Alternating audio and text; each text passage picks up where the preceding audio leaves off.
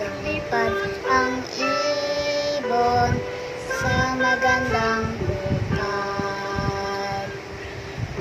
No, tumakbo ang pusa,